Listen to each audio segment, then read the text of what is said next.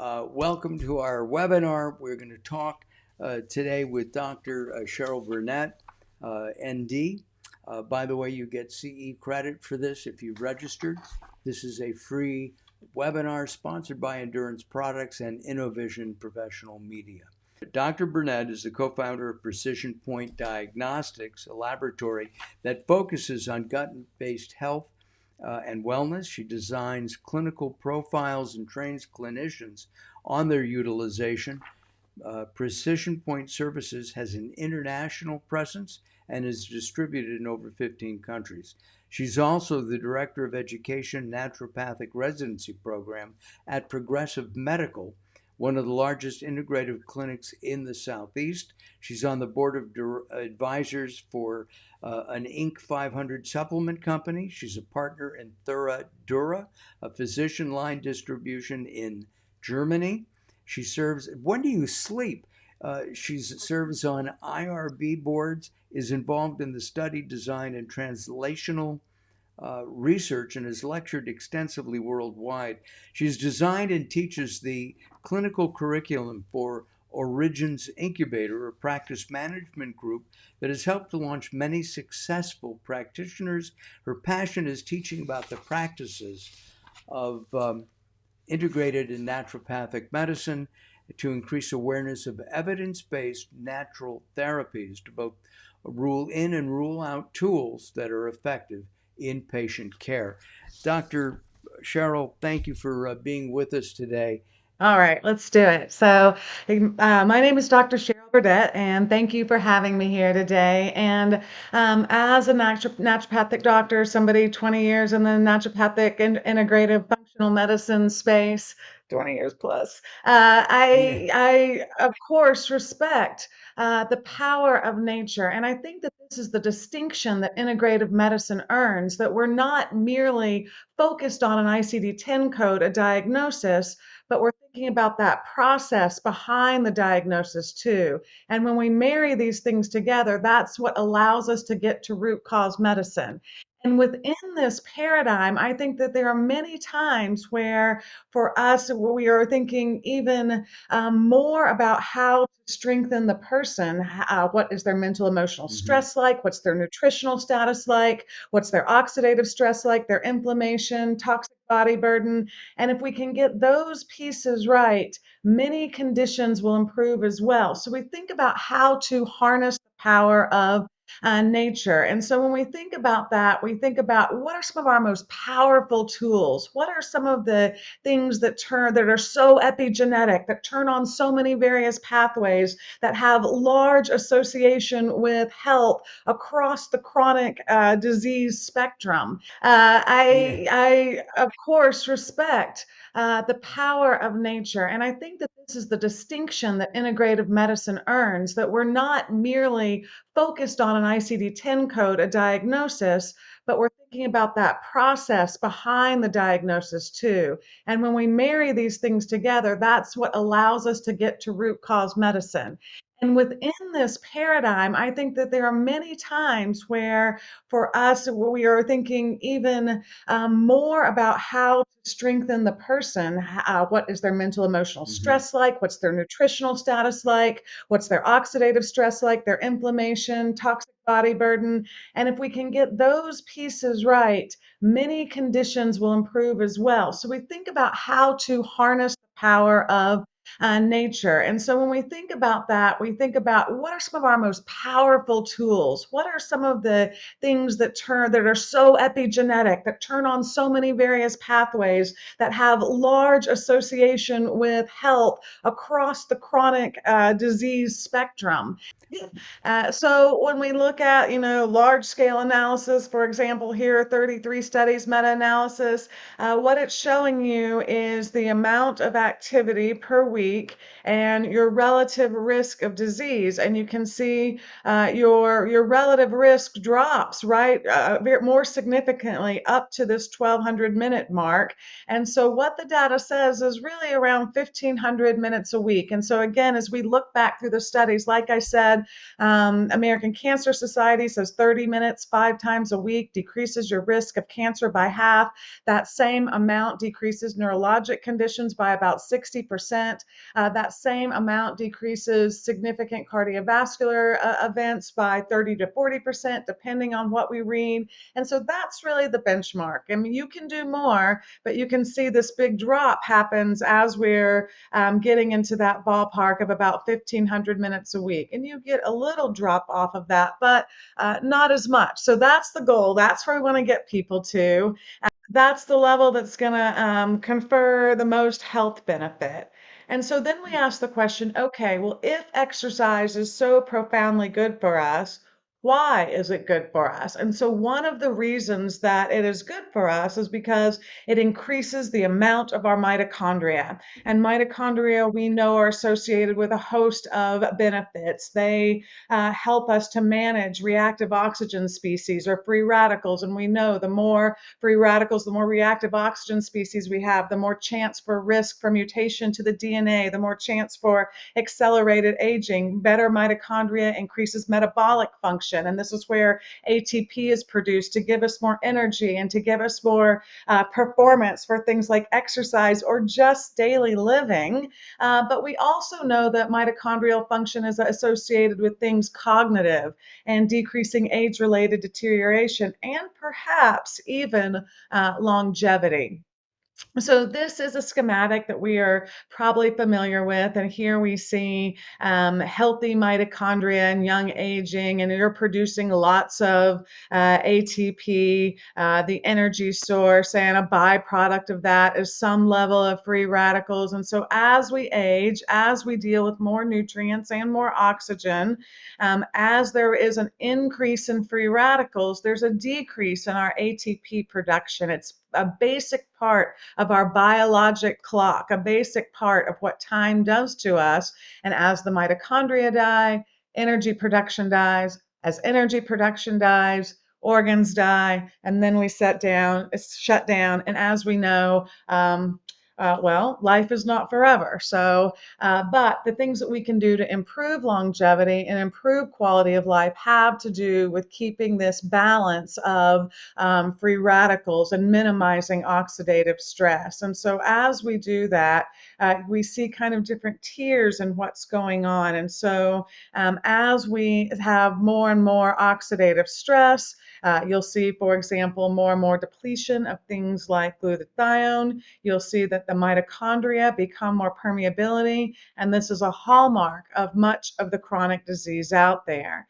And so then when we look at it through a different lens, for example, how does oxidative stress play a role in terms of disease? Well, many conditions are made worse by oxidative stress, whether or not we're talking Alzheimer's, things neurologic, cardiovascular disease, rheumatoid arthritis. So these conditions of aging are made worse with more oxidative stress. And one of the key things that helps us to control reactive oxygen species is healthy mitochondria.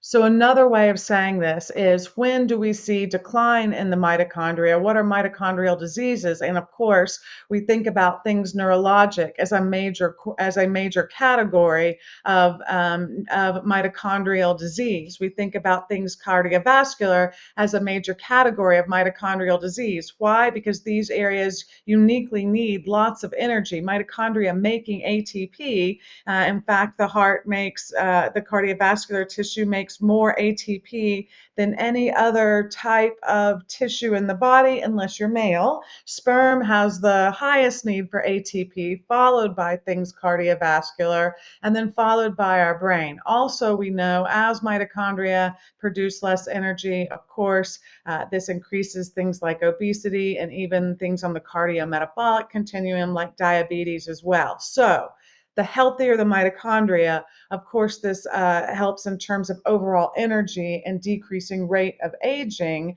But mitochondria is very associated with categories of pathology or conditions. And these are some of the ones where we're going to think, yep, we want to do things to improve mitochondrial health. So for me, as a naturopathic doc, I like to think, okay, so if one of the major things that confers the most health is improving the mitochondria, what natural things do we have to do that? And again, exercise, increasing mitochondrial biogenesis. Like I liken this to, for example, we talk a lot about leaky gut, right? So what's the primary fuel for leaky gut? What would be the best thing to heal it that's given to us from nature? Oh, breast milk, because every kiddo comes onto the planet with a leaky gut. That's what breastfeeding's for. So now let's look at what's in breast milk to figure out ways to treat leaky gut, immunoglobulins, and various amino acids. So if exercise increases mitochondria, and if mitochondria is one of the things that reduces chronic disease, what else can we do to mimic that effect of exercise on the mitochondria? Okay, then we got to back up and say, well, what's the pathway that does that?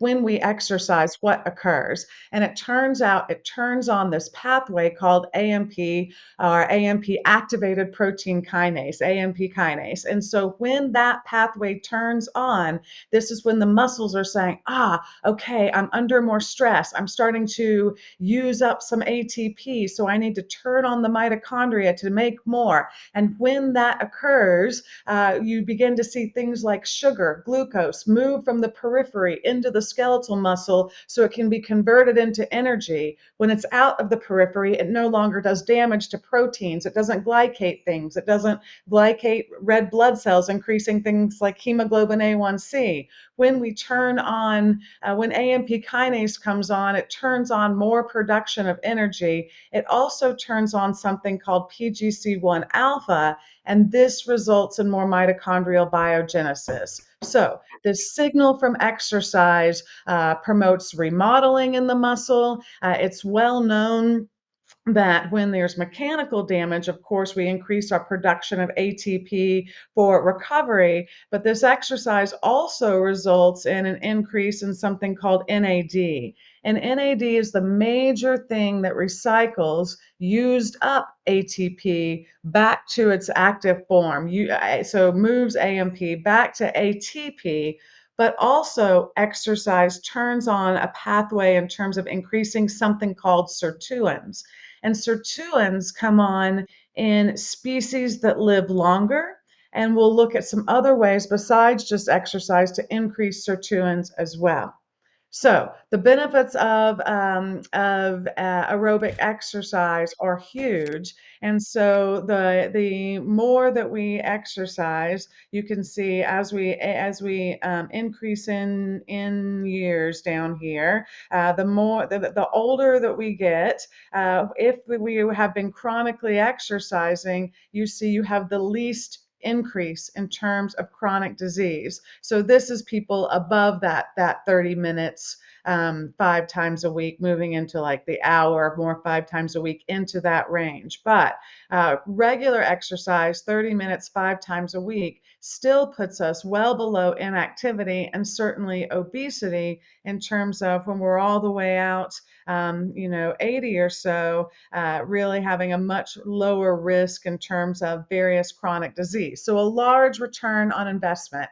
So exercise turns on PGC1 alpha, and this is the molecular switch for more mitochondrial biogenesis. And Dr. so Sher- PGC, Dr. yeah. Cheryl, question, Mhm. and that was on the previous slide, and that is, what if somebody has not exercised all their life, but they're starting at 50, 60, 70, or 80? Does that help?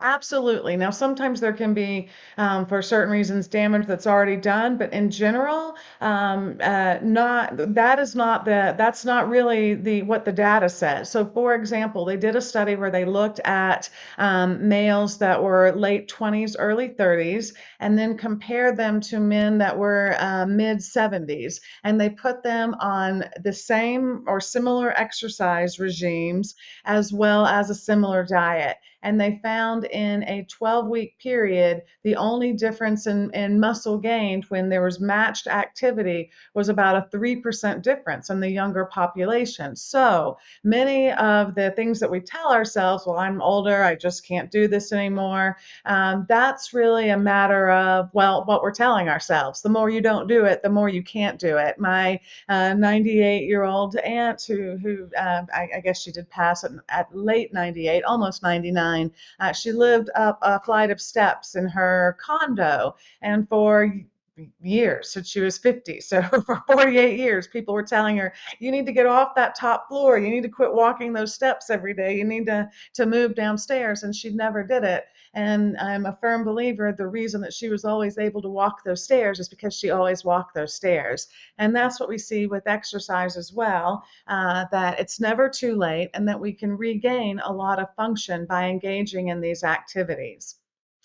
So PGC1 is expressed when there's a high energy demand, like exercise. It will turn on AMP kinase. It will also turn on what are called PPARs, and these you might be familiar with because these are the peroxisms of the cells, and when these are turned on, they pull fats into them, and so they'll chew up fat more efficiently, and that can be things from adipocytes, like we see up here in the right corner in terms of fat tissue, but that can also be in terms of fatty liver and creating more lean muscle mass. And so as we create more lean muscle mass, as we decrease fat tissue, we know this as well is associated with longevity. And in fact, if we put graphs that looked at lean muscle mass next to graphs of those who exercise, you see there's a lot of similarity there in terms of more longevity. So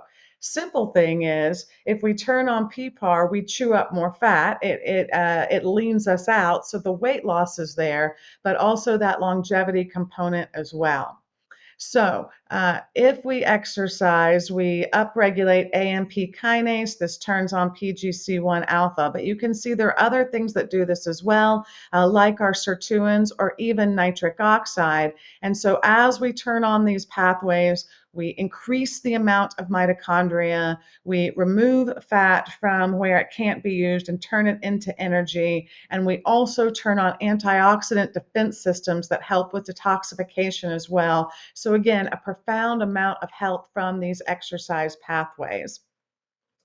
I wanted to just draw your attention to the fact that one of the reasons that exercise helps with blood pressure, like if we see someone embrace exercise and go out and do it more often and they lose a little bit of weight, they'll come back and say, oh, my blood pressure is lower. I need to adjust a blood pressure medication or decrease interventions for that. And part of that mechanism is because it will stimulate production of nitric oxide.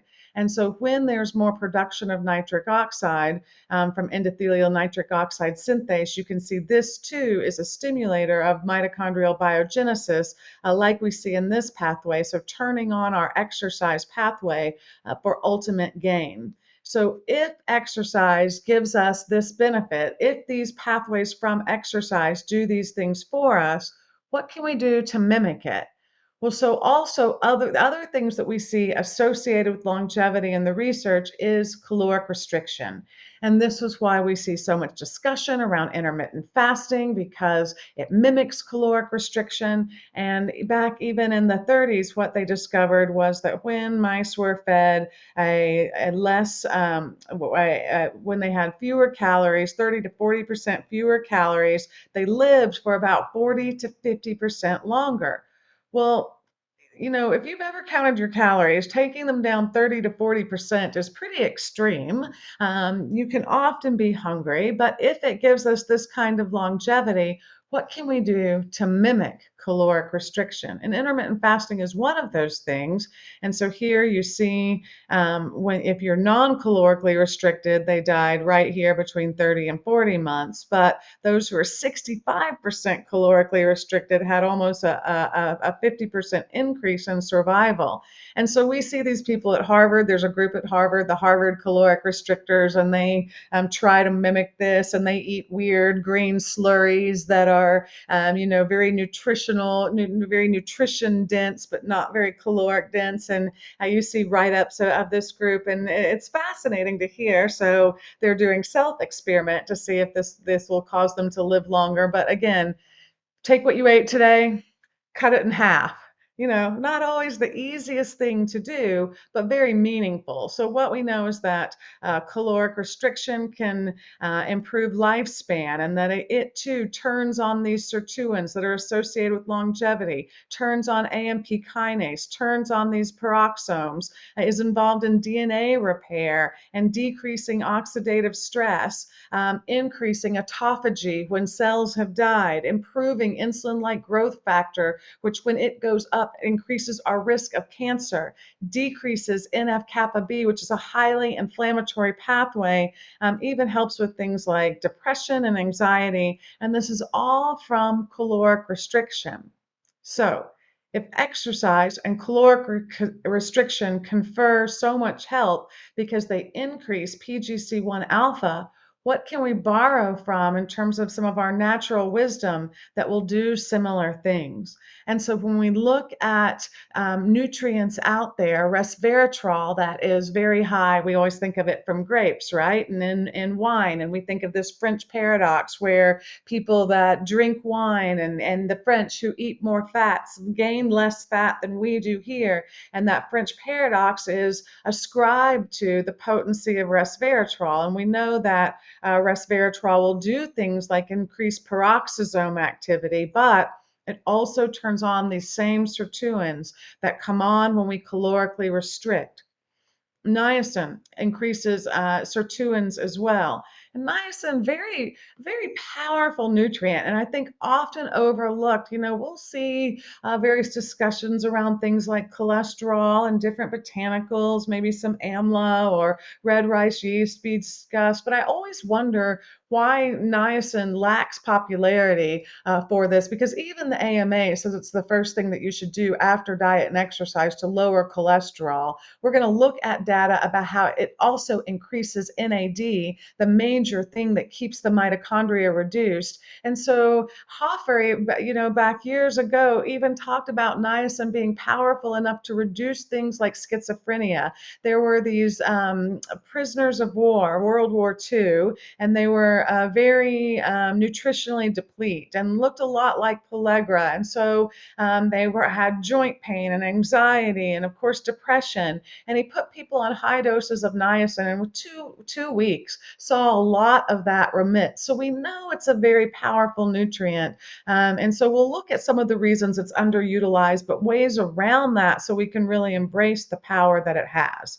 Okay, nitric oxide also tells us to make more mitochondria, keeps us vasodilated, is even involved in plumping up the thickness of the gut lining. So if nitric oxide does all these things that are so powerful, what can we do to mimic that? And it turns out berberine is an example of something that increases nitric oxide, maybe not one that you always think of, but we'll look at that data. Quercetin does that as well, niacin and resveratrol. And then if we want to turn on this exercise pathway, if we want to mimic the effects that exercise has on our body, what are natural phytonutrients that do that? Well, our berberine again, and our quercetin too. So we can utilize things from our natural phytoarsenal that turn on these same pathways of caloric restriction and exercise to confer some of the very extreme benefit that they give us. Okay, this is fascinating. So in terms of, we know that exercise increases brain-derived neurotropic factor, and that's the one that keeps us neuroplastic and keeps us developing new neurons and keeps us thinking like we should. But that same brain-derived neurotropic factor is not just made in the brain. We make it in skeletal muscle, and part of what increases it is the same AMP kinase. So that exercise exercise pathway, yes, increases brain-derived neurotropic factor in the brain, the first place we discovered it, realizing that it helps our brains to literally stay young, but we also make it in the muscle and it decreases muscle atrophy. Again, brain-derived neurotropic factor plumps up the hippocampus to help us with memories, and it's one of those things that's increased with exercise. It also helps in terms of adipose tissue, making more of that brown adipose tissue, that metabolically active tissue. But it gives us, it helps with angiogenesis and is cardioprotective. So exercise is the major thing that increases brain-derived neurotropic factor that not only helps us in our brain, but helps us elsewhere as well.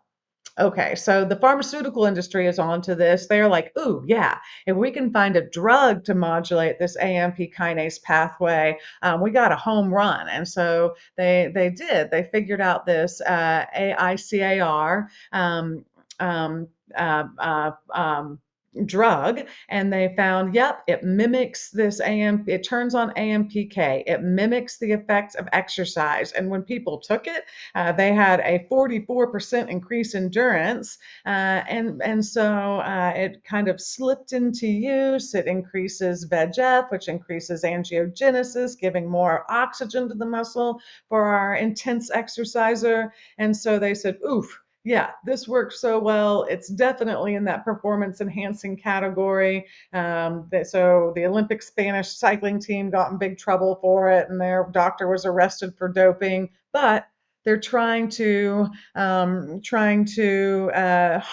the power of this exercise pathway for them through a pharmaceutical. But we know that there are natural compounds that will do this just as well. So what the research says is, you know what?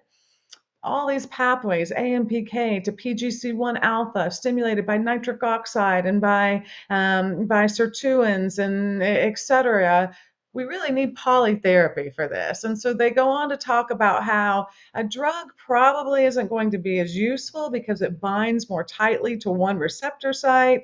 It doesn't really mimic the complexity of exercise. And so they go on to conclude that some natural bioactive compounds might really be the thing to help mimic this exercise effect. And so what they see from that is that, yeah, natural exercise mimetics are a much better idea than drugs. Why? Well, you would want to use this for a long period of time to prevent disease. Natural products are safer. They're more suitable than drugs for long-term consumption. And that single target part of drugs is really not what we're looking for. Exercise turns on so many pathways. We need to utilize things that are epigenetic, like exercise is. So if exercise is one of the best things we can do for health, what are, again, some of these natural things that can mimic it? I've given a little hint of that already, but I wanted to first start with niacin. And so niacin has, like I said, like I remember learning about niacin and learning how powerful it was for things like anxiety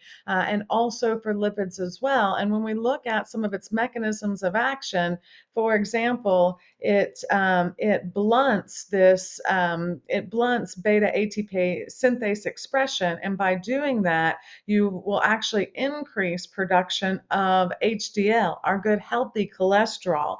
But at the same time, it will also increase ApoA. These are the proteins on our lipids that are less likely to be oxidized. And we know once a lipid's oxidized, that's when it's taken up by a macrophage. That's when it begins to be a foam cell, fatty streak, plaque. So if we can shift these proteins, we really shift the potential for our lipid to be atherogenic. And then in addition to that, it also decreases synthesis of triglycerides. It increases ApoB degradation. Well, that's the protein on a lipid that's most likely to be oxidized. So it makes the lipid itself much healthier. It decreases these smaller lipids that are more likely to wiggle their way into the endothelium. And so it's got, I would say a pretty impressive portfolio of mechanism of action. And another thing that we know about niacin is it's also a precursor for NAD. And NAD has gained a lot of popularity recently. You'll see people give just NAD specifically, But there's a big question about whether or not taking NAD orally really increases tissue levels effectively. And you'll see it given IV for this very reason, because you know that to overcome that oral piece is difficult. We're not seeing the tissue levels go up as much, for example, when it's delivered IV. And so then you would think, well, if giving NAD itself has problems, maybe giving precursors like niacin have problems as well.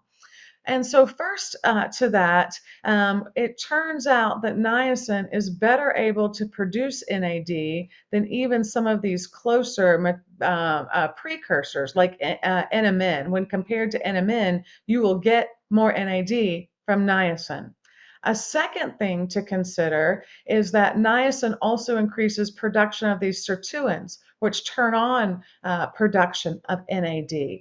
A third thing to consider, and this is really important to keep in mind, because if you're looking at dish studies in terms of uptake and levels of NAD inside of a cell, you're not going to get the whole picture. You need to be looking at animal studies for this and really human studies for this, because we're unique in our ability to produce cholesterol. So it turns out if you have higher levels of cholesterol or triglycerides or other lipids, it will increase utilization of NAD. It will degrade NAD. So niacin will decrease lipids that utilize more NAD, but niacin will also build NAD. And so the research is beginning to suggest that actually using the precursor of niacin will have an increased effect on the cell, because not only are you giving the substrate, but you're turning on other pathways that make it, and you're turning off other pathways that degrade NAD. And so again, if you're looking at a dish study, you're not going to see that. So NAD consuming enzymes are activated by lipids. So the fact that niacin will lower lipids gives it a leg up. Also, so again, like I mentioned, just because it's a closer metabolite doesn't mean it produces NAD any better than the rest. So again, NAD is that.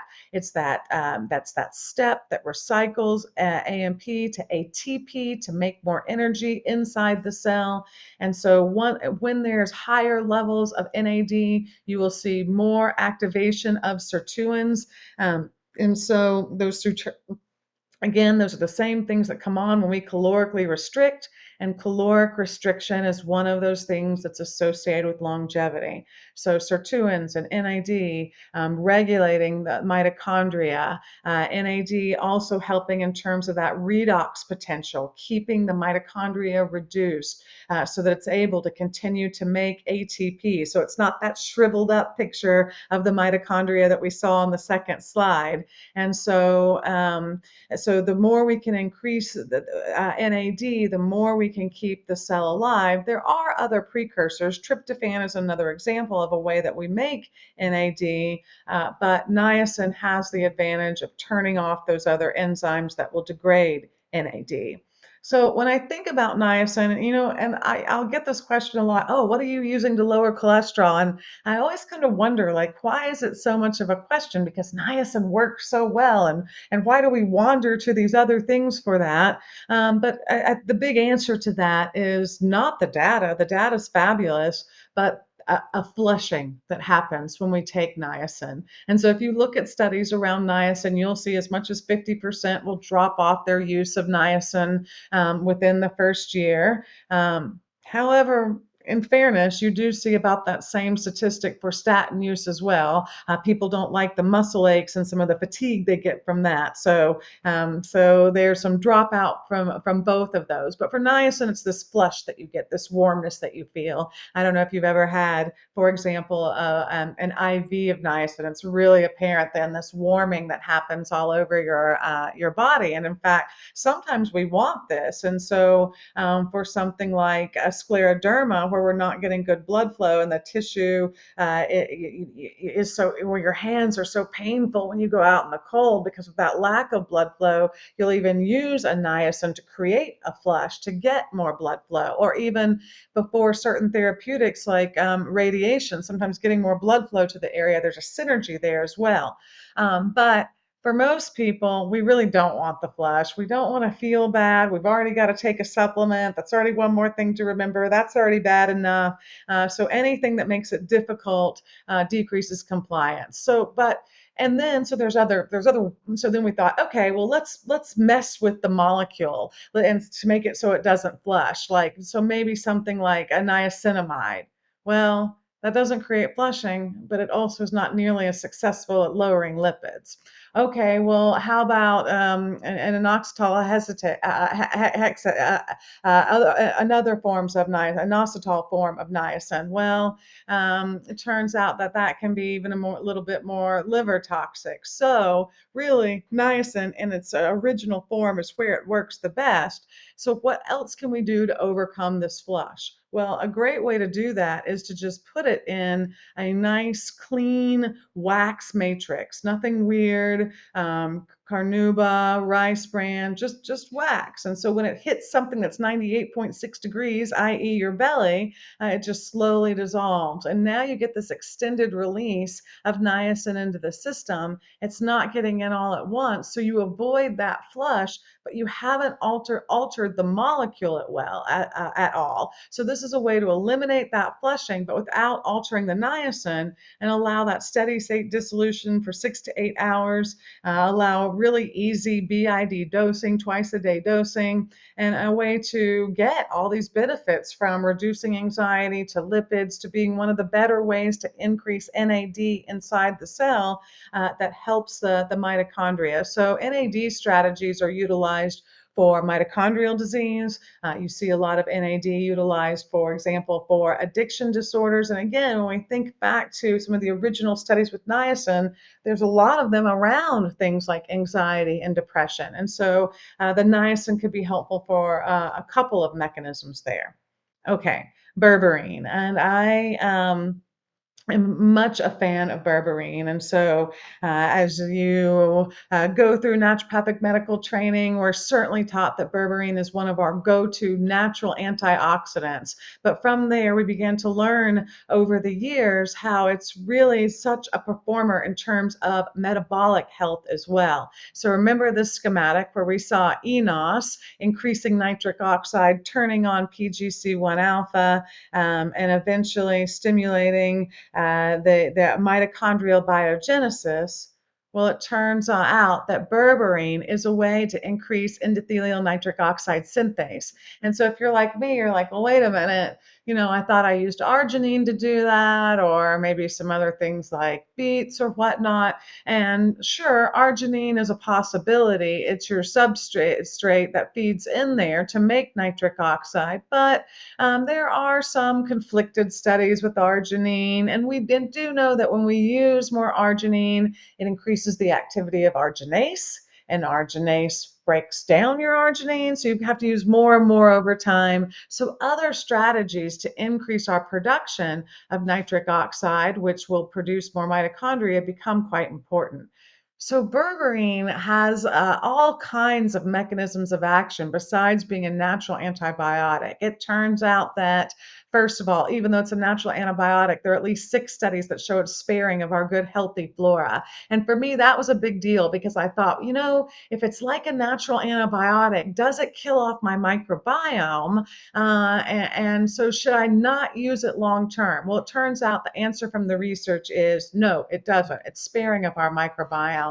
And one of the reasons for that is that it kills off dysbiotic bacteria that's creating lipopolysaccharides. And so it creates more space for our good flora to take over. Think about it as something that's weeding the garden, weeding out the dysbiotic bacteria so the healthy flowers, the healthy microbiome can grow. But in addition to that, what we see is that berberine will also turn on endothelial nitric oxide synthase to produce more nitric oxide. We know that berberine can attenuate some of the reactive oxygen species that are created by higher levels of glucose. It downregulates NF-kappa B, That's that one that turns on all kinds of inflammatory reactors, IL-6, TNF alpha. It will decrease adhesion of bacteria, dysbiotic bacteria. It increases tight junctions. It also increases this exercise pathway, AMP kinase.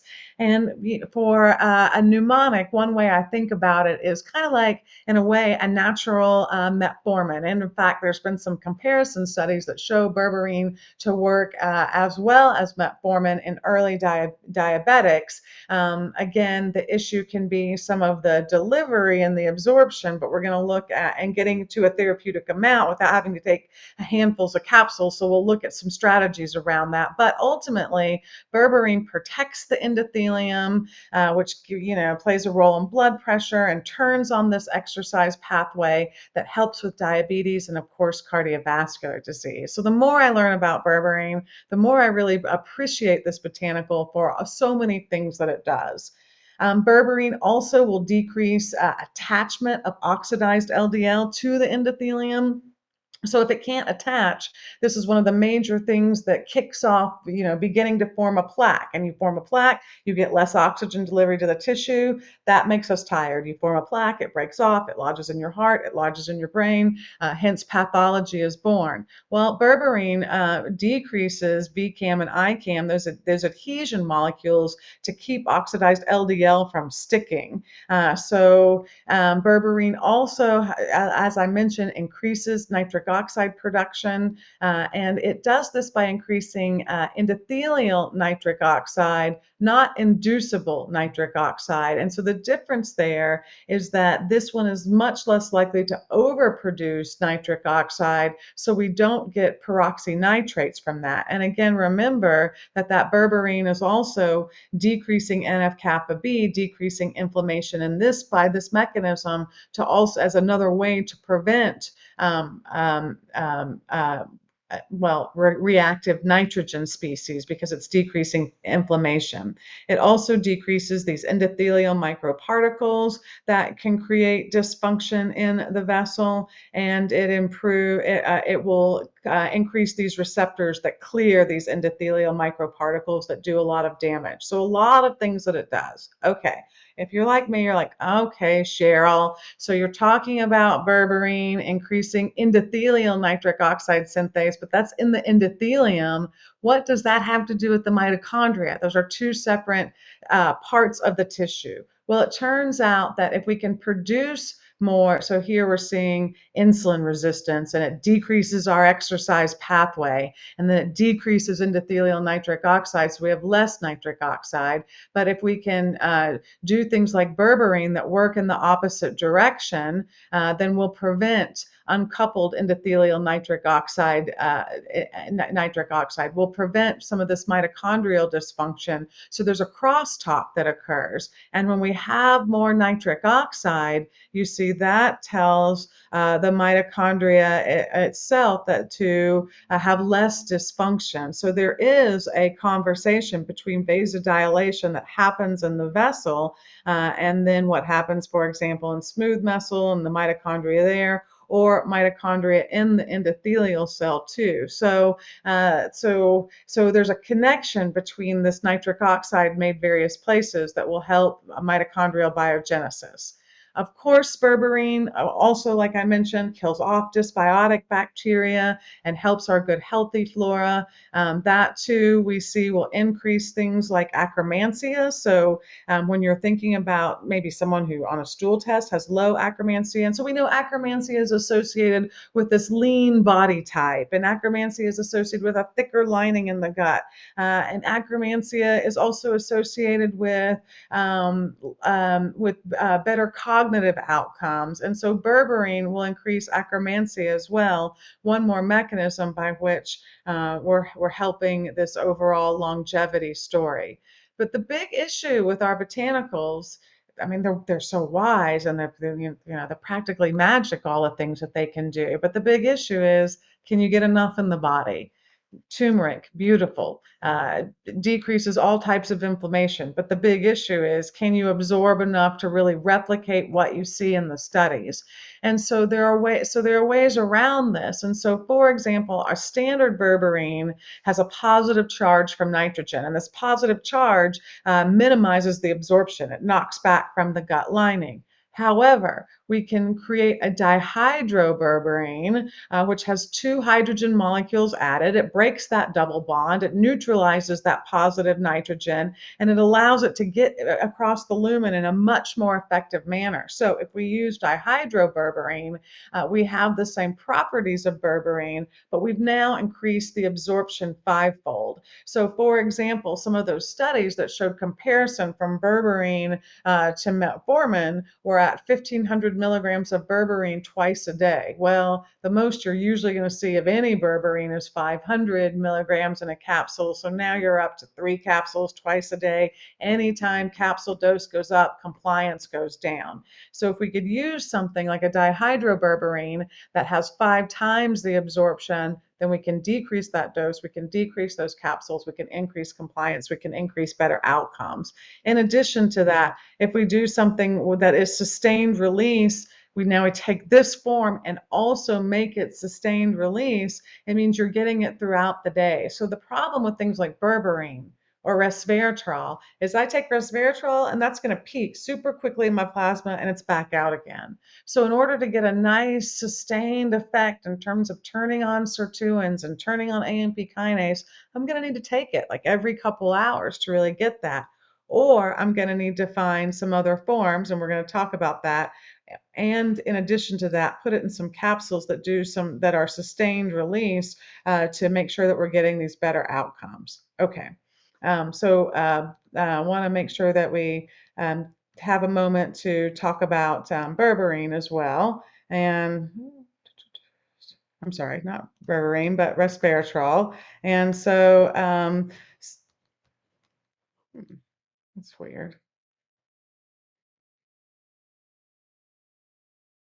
Okay, so resveratrol also is another one that increases AMP kinase. And so one of the things that we know about resveratrol is that it again, this idea of things that increase sirtuins, increase our survival genes, decrease our aging genes, and decrease aging in general. So caloric restriction activates sirtuins to do this. And that again is what we also see with resveratrol. So it turns on AMP kinase, it turns on that exercise pathway. But in addition to that, resveratrol also increases mitochondrial biogenesis. It promotes this exercise mimicking benefits that will protect against diet-induced obesity. And so this is one of those things that we see in the research.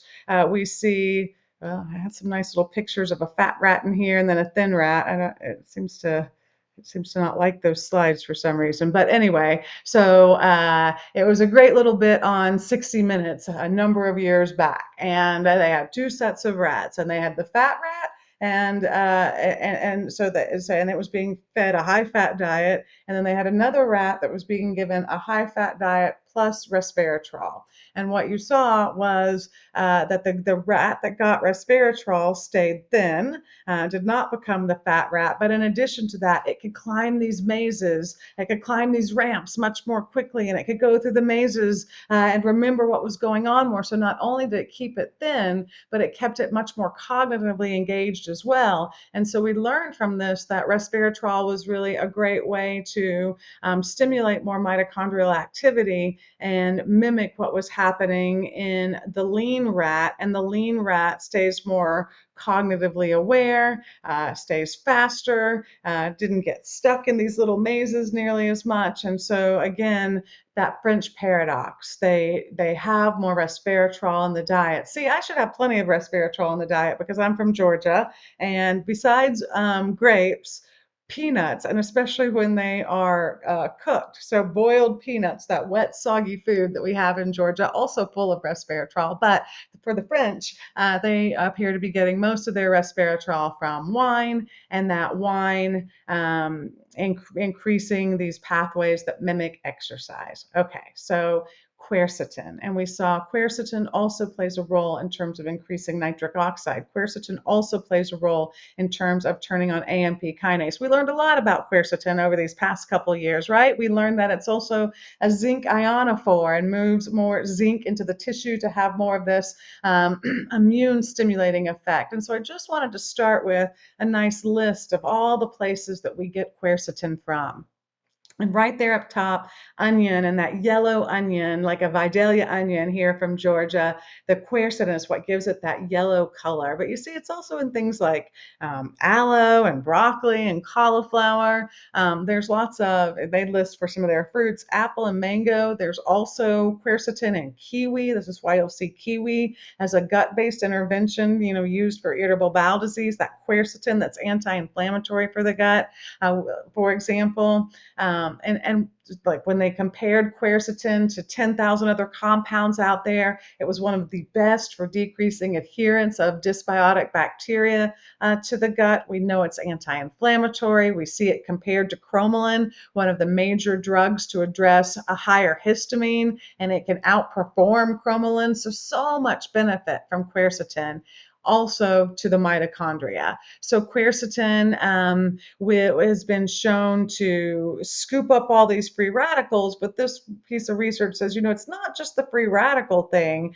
Quercetin is a phytochemical that will increase mitochondrial biogenesis. It improves mitochondrial membrane potential. It decreases the breakdown of ATP. It keeps the mitochondria more reduced, and therefore keeps the mitochondria more susceptible from premature apoptosis. So this flavonoid that's naturally occurring in fruits and vegetables, look at that. It also increases brain-derived neurotropic factors, so building that argument that it's working on things like AMP kinase as well.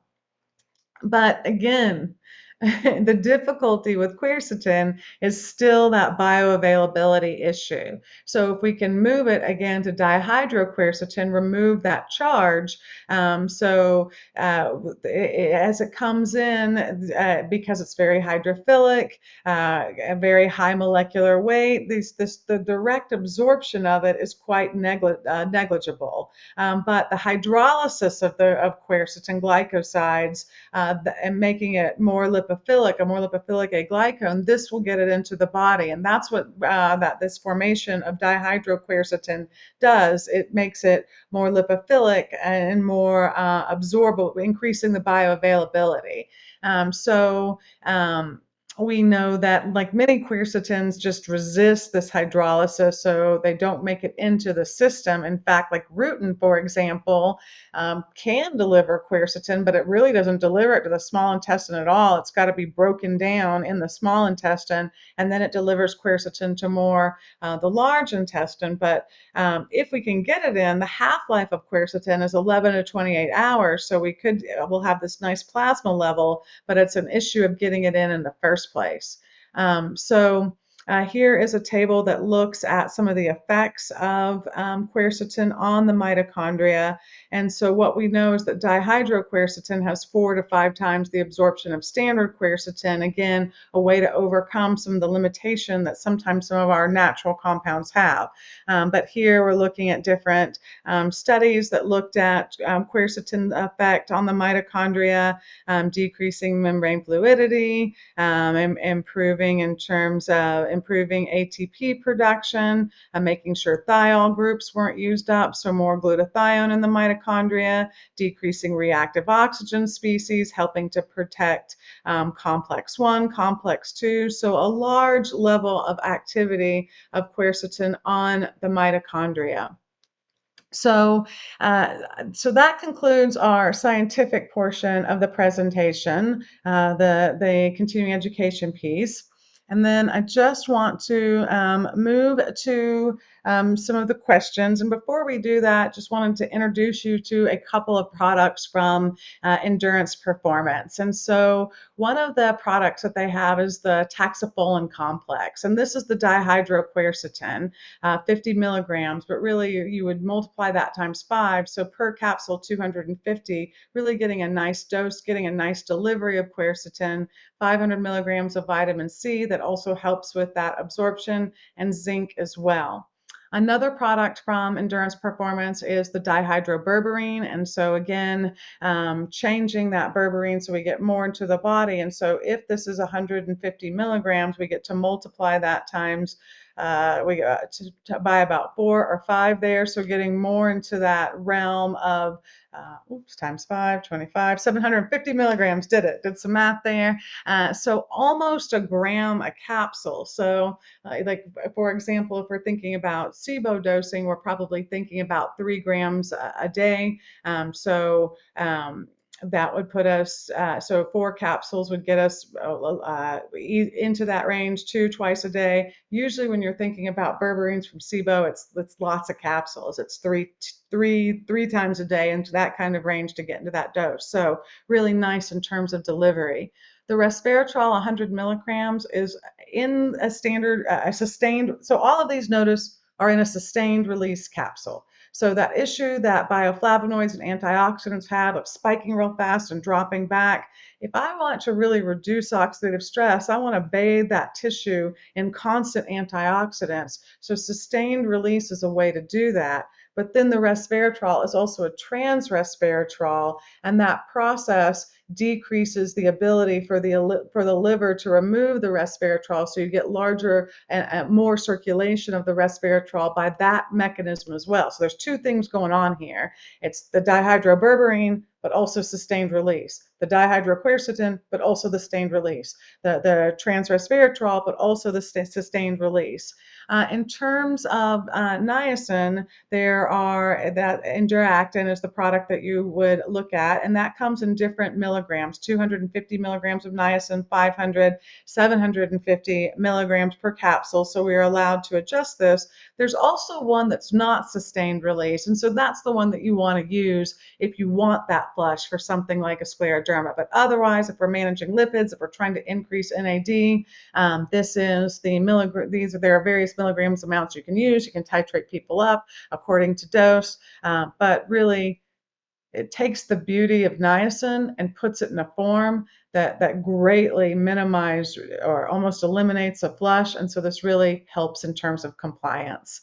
So I'll go ahead and stop sharing there, and that will allow me to make some eye contact again. Uh, from John, he asked your opinion of phytosomes for absorption of quercetin, berberine, and etc.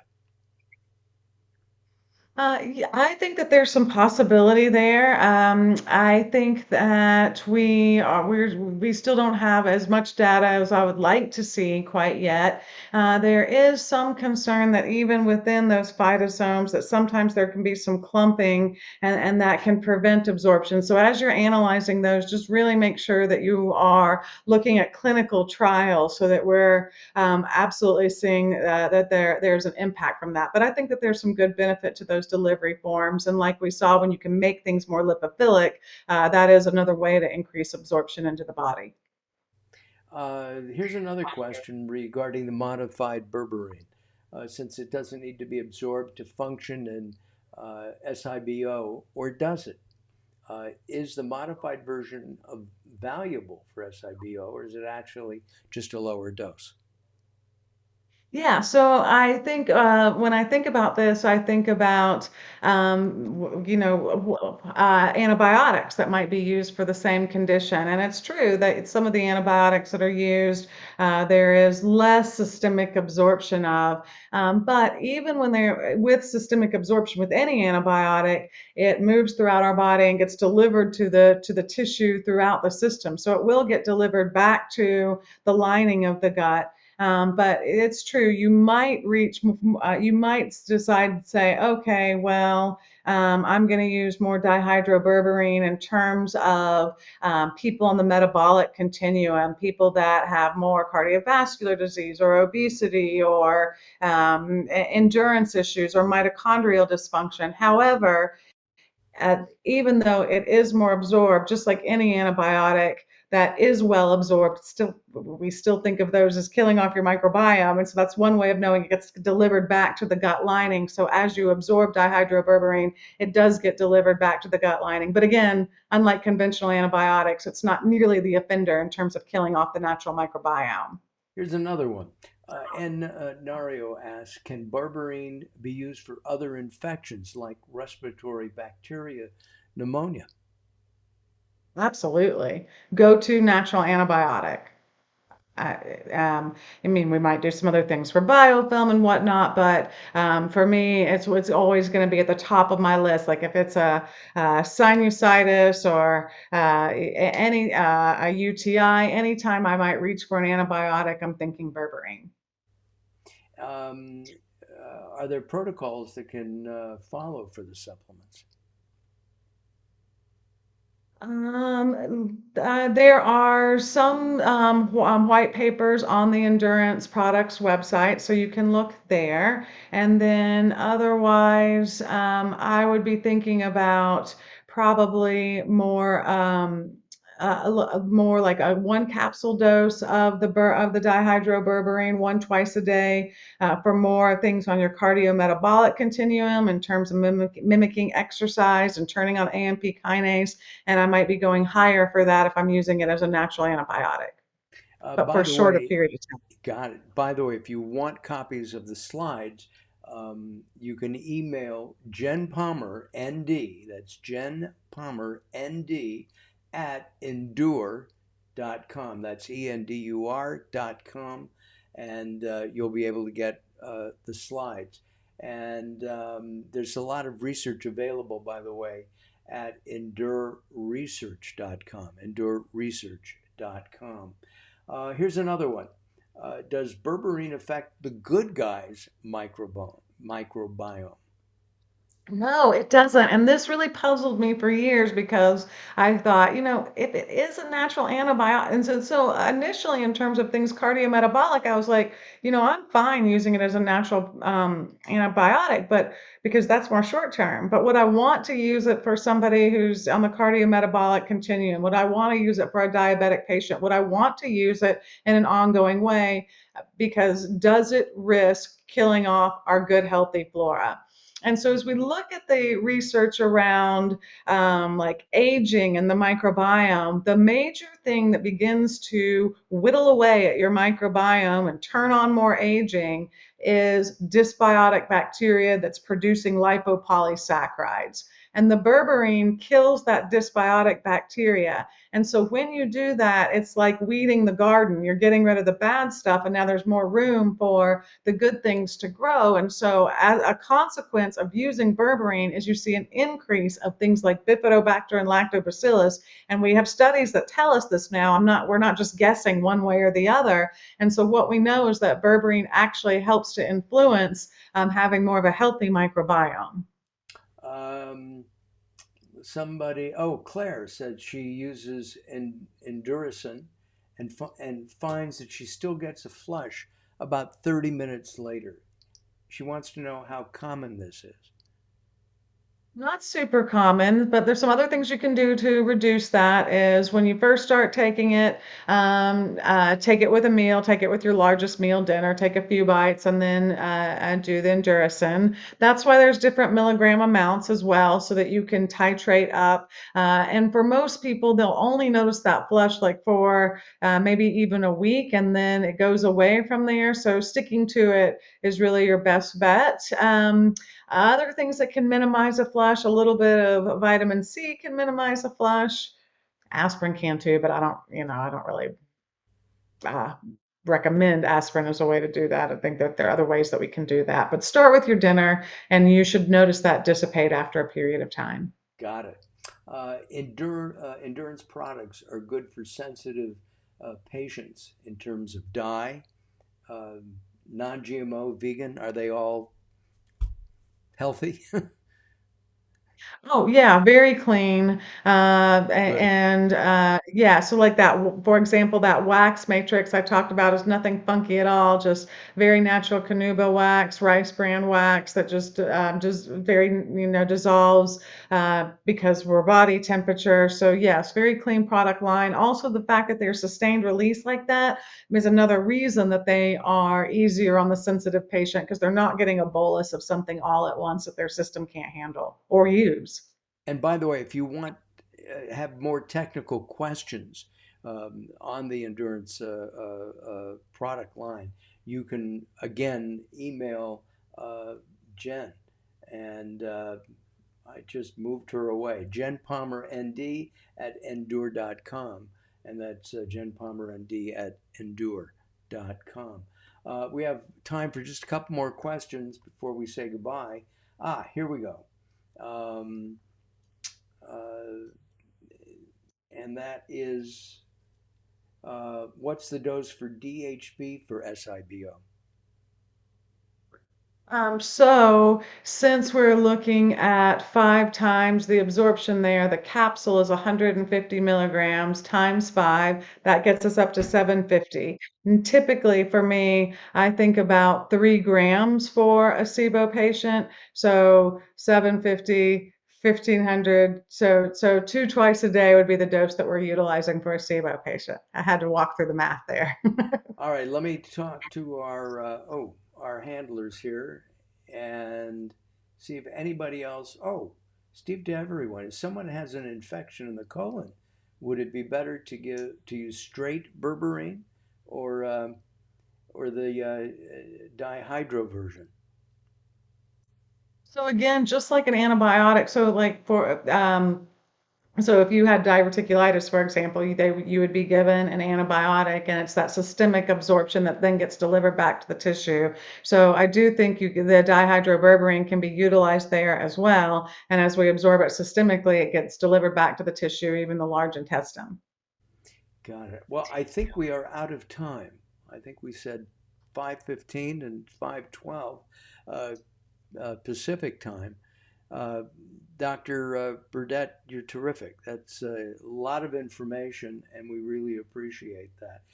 There are a lot of people saying thank you. We'll be saving the meeting chat so that you can see that. And lots of people. Claire Green says thanks. Dr. Java says thanks. John Reffenberg says thanks. I mean, thank you, thank you, thank you, and I thank you. And I'm going to feature you. This is a plug, and on Late Night Health, you can go to latenighthealth.com to see what we're all about. It's a premier leading alternative integrative health show that we've been doing for about 9 years now. Um, Yes, so thank you. Hannah R says thanks. Uh, Deanna says thanks. Would you ever use all four products at the same time? Well, that's a good question. We're thinking. If I had somebody that had a very severe mitochondrial disease, so something neurologic, then I would start by layering, and then when I see improvement, I would decrease from there. There might be then outside of that, if it was somebody that really wanted to mimic the effects of exercise, turn on AMP kinase, rejuvenate the mitochondria, but they also had maybe gut symptoms, then I might reach more for the berberine. If it's same situation, but they had higher lipids, then I might reach more for niacin. In terms of resveratrol, if they had more vascular issues or even obesity issues, then I might choose that one. So I would probably pull some other things in from the history to decide what couple I wanted to start with. But if somebody was very severely compromised and I really needed to improve mitochondrial function quickly, I would start with all four and then titrate down from there. Thank you, everybody, for watching. Is there another one? Nope. There's somebody wants to, but nope. No more questions. Listen, this has been fascinating, and we really appreciate all the information. And again, thank you for watching. If you're watching on a repeat, know that you can do an email and take a quiz at the end and get your CE credit. Dr. Cheryl Burdette, thank you very much from Atlanta. I want you to hold on. And I'm going to wrap this up. Thank you all. Thank you, Dick and David Benson from Innovation for bringing me on. I appreciate it a lot. And I'm going to say bye bye for now.